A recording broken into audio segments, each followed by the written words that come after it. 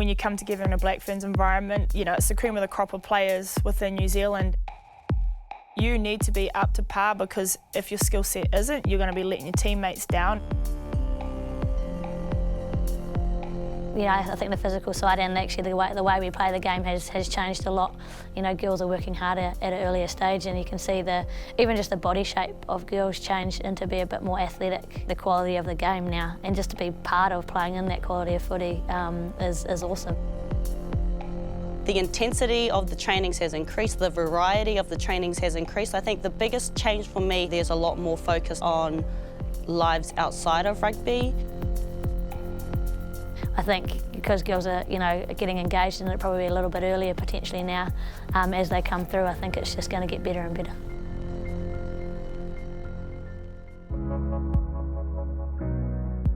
For me, my early rugby days was more about just having fun with my mates. It wasn't until I started high school that I actually started playing rugby properly.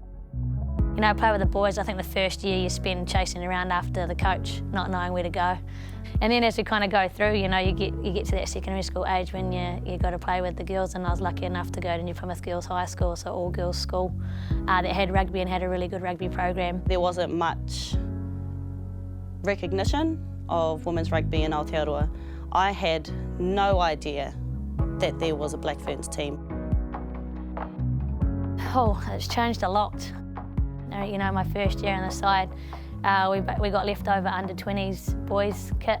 You know, we didn't have any other gear then, it was just what was kind of left over. I remember my earlier years in the Black Ferns, and we trained for like 5 hours straight, one session, and in the rain, and we had sprigs on the whole time. From there we had 2 coaches, a manager and a physio, and then, you know, as we kind of progressed through the years, we started getting video analysts, doctors, media managers, and so it's quite crazy to kind of go through that progression.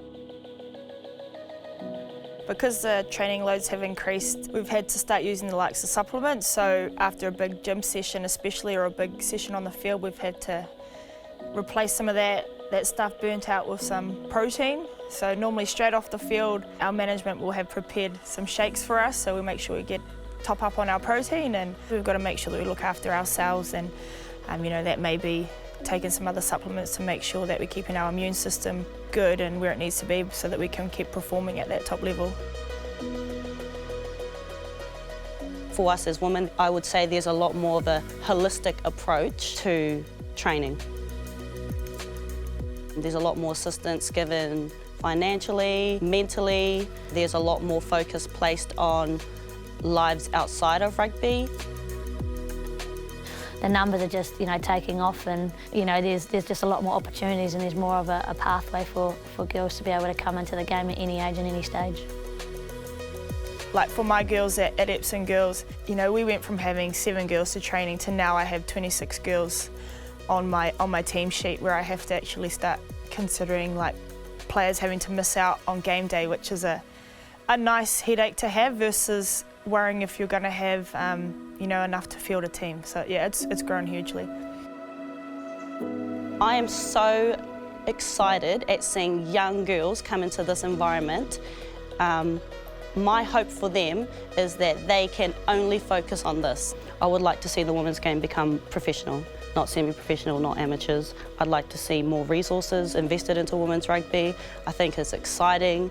I think that there's so many women, there's so many girls in Aotearoa that look up to so many of the players in this team and want to be exactly like them, and there shouldn't be any reason that they can't do this as a job only.